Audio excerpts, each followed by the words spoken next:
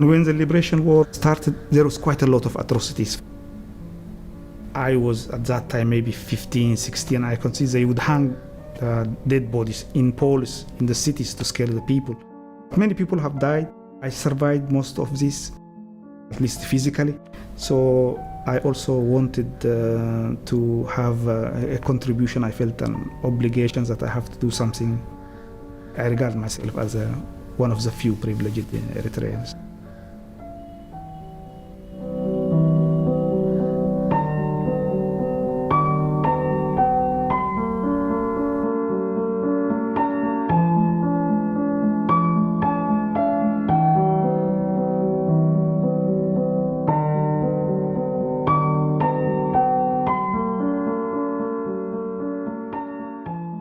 Mohamed, Kheir, Omer, thank you for taking the time and sitting with us to talk about your new book, The Dynamics of an Unfinished African Dream. Let's get started by introducing yourself to us. Tell us a little bit about who you are and where you're from. My name is Mohamed Kheir Omer. I grew up in Western Eritrea, and I had a mobile life since I was, I think, 15. So I lived in different parts of Eritrea, and then I had the opportunity to live and study also in Ethiopia, at Addis Ababa, in Sudan at Khartoum University, and also in Norway at the Norwegian School of Veterinary Sciences. I am a veterinarian by profession, but I had a very deep passion for history and also a very deep passion for this country called Eritrea. It has always been inside me. So living in different places has given me exposure to different cultures, different perspectives. The book is about a historical journey of the people who live in what we call Eritrea today, the different social components, their histories. It is also a journey into the history of Africa. It is about a country, how ethnicity, religion, world powers, colonialism, geography and other factors have contributed to the making of an African state. So it is both about Eritrea, it's also about Africa. Isn't it really about the struggle for independence? It is from the ancient history of Eritrea, which goes some 4000 BC to 1968. And so we have four major social groups in Eritrea. For example, the part that was part of the Aksumite kingdom, which was one of the strongest kingdoms of its time in Africa at that time, and also the history of the Tigray Beja Belt, whose recorded history goes to 4000 BC, and then also the history of the independent Afar sultanates along the Red Sea and inland, and also about the Nilotic groups called the Kunama and Nara, and also other components. So it is about the history of those social components. It's also the history of, we were an Italian colony, so it's also about what happened during Italian colonialism in Eritrea, the main highlights. And also we were under British administration from 1941 to 1952. And it was a very vibrant period. We had about more than 10 political parties. Then in 1952 we became federated to Ethiopia. And this federal arrangement gave us really a very democratic constitution that was far more advanced than the imperial Ethiopian constitution. So there was freedom of press, freedom of gathering, and it was based on the United Nations principles. And so from 1952 to 1962, we were under this federation, which was being eroded gradually by the Ethiopian government. And in 1961, Eritreans waged one of the longest armed liberation movements in Africa. So it's also about this period from 1961 to 1968. So in part, the book is also about me and about the Eritrea inside in me. Because, for example, when I look at the ancient history, I belong to this Beja Tigre belt, so it is about also history of mine. When I look at Italian colonialism, also my grandparents were originally nomads. They were conscripted, like many Eritreans of the time, into the Italian army. Interestingly enough, while digging into these records, I found a small bio about my grandfather from my maternal side, that he was one of those one of those 19,000 who were mentioned as to have got a medal. So it's also partly, as I say, in me. In the 1940s, my uncle, Mohamed Abdullah, was one of the leaders of the Italo-Eritrean Party, or the New Eritrea Party. And then from 1961 onwards, my hometown was almost a center of the liberation movement in the beginning. So I was also a personal witness. So it is about the history of Eritrea, about the Eritrea in me, about myself, about the people of Eritrea. Maybe you gave a partial answer to this previously, but why, in fact, did you write this book? Actually, I wrote the book because, first of all, I, as I have said, I had a very deep passion in history. I would love to learn history, to know more about Eritrean history. And also, I regard myself, I was one of the privileged few who survived most of these adversaries to which Eritreans were subjected before independence and also after independence. I had the chance to get higher education.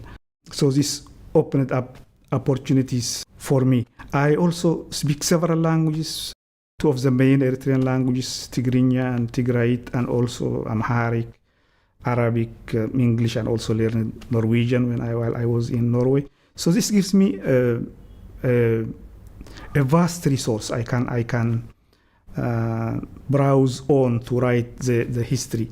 So what I found out was that the history, most of the books of the Eritrean, on particularly, they miss this ancient history part. For example, there is a lot written about the Aksumite kingdom, empire, but not much about the Beja Tigre belt, about the Kunama and Nara, about the Afar sultanates.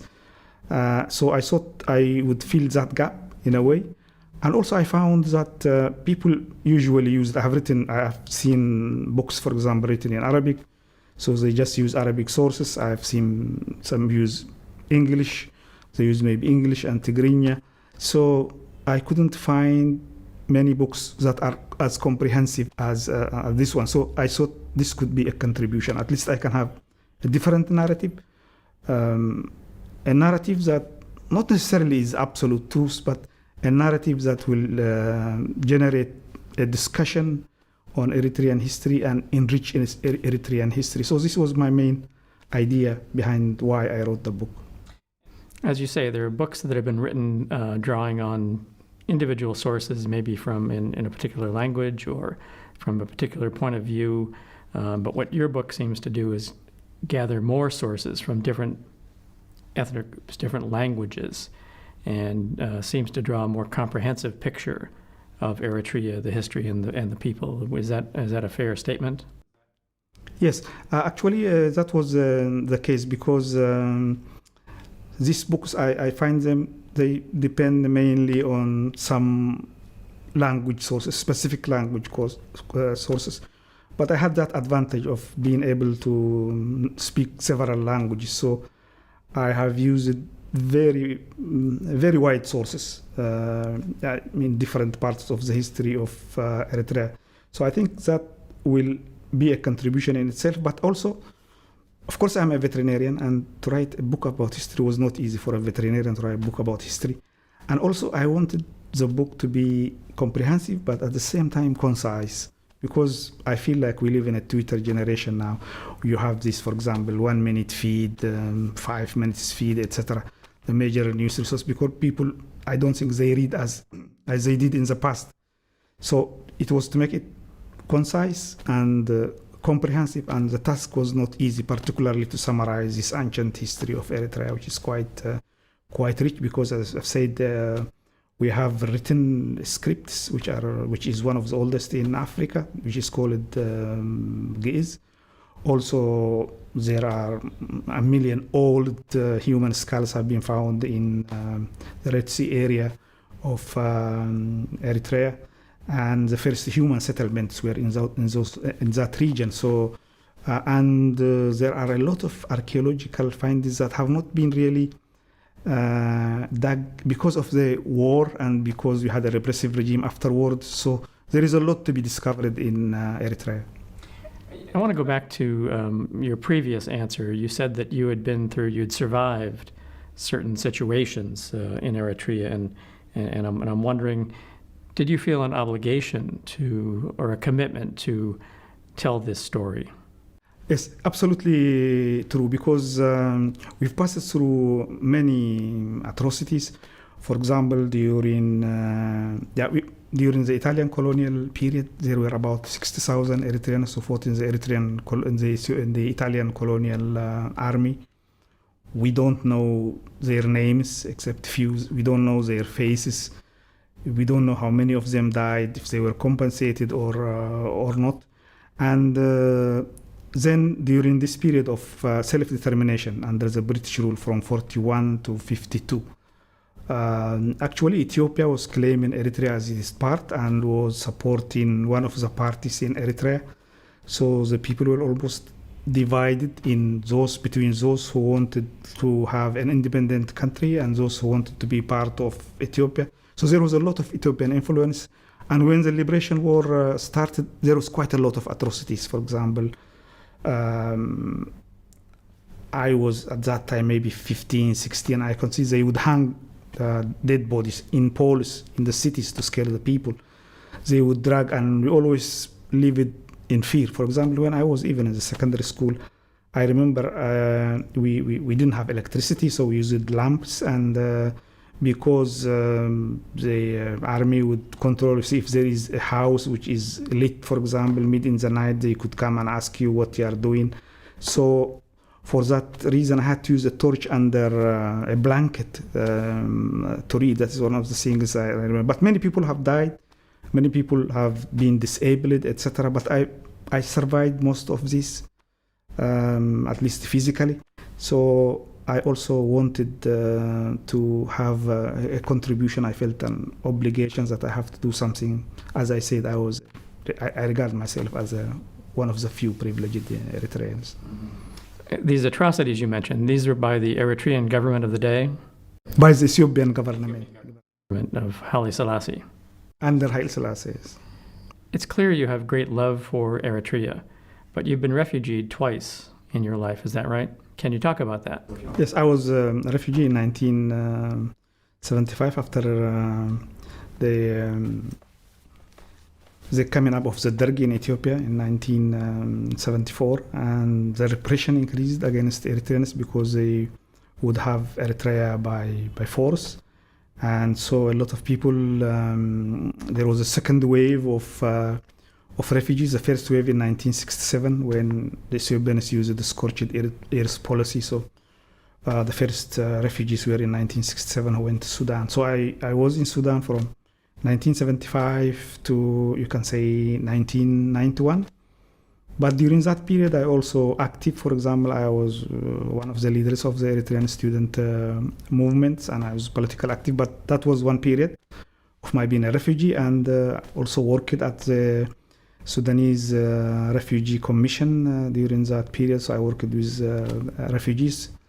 And the second one was in 2001. In 2000, we were a group of academicians, 13 of us, who wrote an open letter to the president. It was unprecedented. It was the first time that such an open letter be written. And it was all over the media in Eritrea. And we called for democratic reforms, and we criticized the president for conducting the war with Ethiopia in 1998. So I was with that group, and I was one of two who were inside Eritrea at that time. The others were abroad. So the other friend of mine left, so I was the only one there. And I left in 2001. We had a collaboration project with Norwegian Veterinary School because I was then teaching at the University of Asmara. I left Eritrea, and after that, in September 2001, all those who called for democratic reforms were arrested. So I was lucky enough not to have been at home, so I couldn't turn back. So I ended up as a refugee in Norway.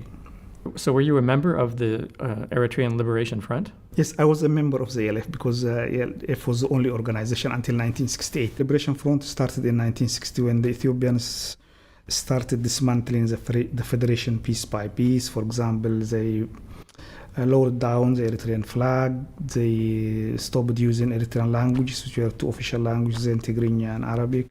And they started using Amharic, and the repression increased. So Eritreans, when they exhausted all means of peaceful struggle, so they started this armed struggle. And it was, the beginning, it was around my hometown, was one of the major towns in the area. So there were confrontations during that period of time. And there was a very big repression. As I said, people hung on balls for days. I've never seen something like this. And I remember during that time we had Peace Corps teachers in my hometown in Agurat. I remember one time there were the Ethiopians would kill even civilians and hang them on poles. And so this Peace Corps teacher wanted to take a photo, so he almost took us there, but he was looking at something else. He took a photo of the people hanged on the poles. So, but this repression actually forced more and more people to go, and I could have joined the armed struggle. Then I had my only brother, so he had gone and joined the liberation struggle, and so at that time they were not taking. If you were the only, for example, brother or something, so they won't take you for to fight in the army. So that's why I didn't go and join the LF at that period. Mohamed, so the title of the book, The Dynamics of an Unfinished African Dream, what exactly does that mean? The title of The Dynamics of an Unfinished African Dream, Eritrea, Ancient History to 1968, is actually about the dream of having a democratic, just, inclusive Eritrea that respects human rights, Eritrea that is at peace with itself first and at peace with others. So it is this dream, and I think it is true in many African countries. Still, they have this dream in many African countries. So it is about this dream, my dream. It is not finished yet. Yes. We are still struggling for a democratic government. Dictatorships cannot prevail. Change definitely comes. It is just a matter of time, because dictatorship is just going against the tide of history. So definitely the dream will be true. Whether I will outlive that dream or it comes after I pass away, I don't know, but I'm sure that the dream will be fulfilled. Well, it may be inevitable, but dictatorships do last a long time. Yes, that is true. That is true. They can last for a long time, but still, there is a time where they will go. And I think the trend is now for democracy, for democratic governance in Africa. It may take a while, but it will come. So how much of the book is historical research and how much is your personal memoirs, experiences? As I've said in the beginning, it is mainly based on historical research, and but it's also about my own experience reflected in it. For example, as I've said when talking about the history, so it's also I'm part of that history. When I talk about the Italian period, my grandparents were in the Italian army, and in the 40s also, as I've said, I had also an uncle who was one of the leaders of political parties in Eritrea. So it is a journey also. It is about Eritrea. It is about the Eritrea inside me and the self, me, and about Africa also. So what is it that people should know about the book, and what is it that they should learn from it? I think people take what they want from a book, and they could interpret it in a different way and focus on something, take away from it. But I think what I hope is that people will get a new perspective into Eritrean history, in looking at it in a different way, a different perspective, a different narrative. And I hope that it also will generate debate, because history cannot just be written by victors of one liberation army or something. It is a long process. And the problem we have Eritreans today is that we don't, each one of us looks at at Eritrea from his own angle, from his own ethnicity or from his own history, and negates the other parts. We need to look into, we need to accept all these histories, the different histories I was talking about, as they belong to me. For example, I am a Muslim, but as an Eritrean, Christianity also defines part of my identity. I speak a particular language in Eritrea, but all other languages also define my identity. Even the traditional beliefs define my identity. That is what I would like people to learn from this, that we need to accept all these different histories as our own. We need to look at it not from a particular ethnicity, a prism of ethnicity or religion or whatever, but we look at Eritrea as a whole, with all its components and parts. So do you think that has held Eritrea back, these pockets of ethnicity that you're talking about? I think it has been a problem in Eritrea among Eritreans, because they are still divided. For example, in the 1940s, 50s, we were divided because some wanted to be part of Ethiopia, as others who didn't have any history with Ethiopia. They wanted to be independent.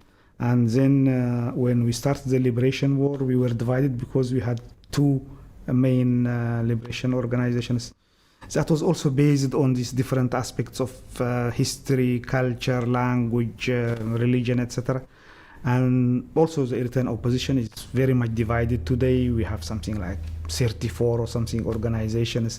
And I see these elements in all of them. So I think the way forward is to embrace this totality called Eritrea, this beautiful mosaic called Eritrea, with all its components, with all its histories. So it has been a problem for us Eritreans. You go back a long way in Eritrean history in this book. Is it fair to say that you can't understand the present if you don't know about your past? It's absolutely true. We can't, if we want to understand the present, we need to look into the past. There is a saying that says, for example, history repeats itself, but as they say, history doesn't repeat itself. It is the people who make the same mistakes again and again. So history is a very important mechanism for us to understand the present and also to look into the future. So I hope my book will be a small contribution in that aspect. It strikes me that the English-speaking world really doesn't know a lot about Eritrea, that perhaps it's been overshadowed by other parts of Africa. And I'm wondering, with this book, where you're bringing all these sources to bear in the English language, was it your intention to try to make a contribution in the English-speaking world to bring Eritrea really to English speakers? Yes, also we had a problem with certain Western scholars, most of them. I think Professor Shetter Trovor also clearly states in his foreword that people use it to come to Eritrea and take information from only one side. Maybe one group of these groups I was talking about, one liberation movement, not from all.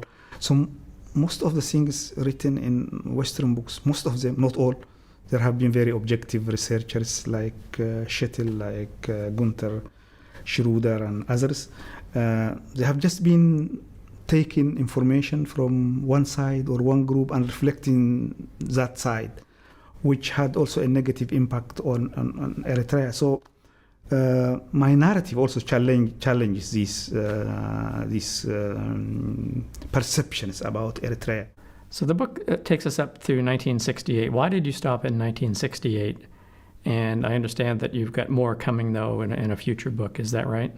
Yes, I will have the second part. I stopped at 1968 because 1968 was a milestone in Eritrean history. It was the culmination of struggle between those forces who wanted to maintain the status quo in the ELF. It had many problems. And those who wanted to reform it from inside, and those who wanted to form their own organization, who thought that the ELF is not repairable, so they could form. So this struggle was at its highest at that period of time. Another fact is also we had many people, many fighters who were trained in China, Cuba, Syria, some other Arab countries, who started to come back to Eritrea in 1968, coming with new ideologies, new ideas, and more intellectuals started to join the struggle. So that is, in that fact, important. Another very important fact is that the ELF existed as one organization until 1968. So I wanted to stop at that point in history, because that is an important milestone. My second book will be from 1968 to modern times. And in this book also I give an insight into, we had two clandestine parties inside the ELF and the EPLF. And so I've given a short summary of who they are, what they were, etc. on this book. So I hope I'll be working on the second part. Sitting here in 2020, are you optimistic about Eritrea? Yes, I've always been optimistic. I'm really very optimistic because, as I've said, there is nothing permanent. There is always change, and the change will be for the better. It is just a matter of time. So I feel really very optimistic about Eritrea. What's the one important thing, the takeaway that people have to know about this book? In my book, for example, I used sources. For example, there are very ancient Arabic sources about Eritrea, about the history of Eritrea that you don't see reflected in of these English books. People have written, for example, about the history of this Aksumite empire, where it was made up of southern Eritrea and northern Ethiopia. And people have written about the Afar as an entity. Maybe they have written about the Kunama and the Nara. But I think and I hope that my book covers all that was missing. For example, when we study about the ELF, there are a lot of resources in Arabic that I have used in this book. So I think for researchers, for those interested to know about Eritrea, I think definitely each one will find something different. If one has read a book in Arabic, he will find something in English. If one uses mainly Tigrinya, he will find something in Arabic. Or if one is just Arabic, he will find something written in Tigrinya, in Amharic. And it was objective, I will say, because I've used Ethiopian sources and local sources, some new sources, and books written by the leaders of the ELF. So I feel it will be a contribution, but I think I leave this judgment to the readers. Thank you, Mohamed, for sitting and talking to us today about your new book. We wish you great success.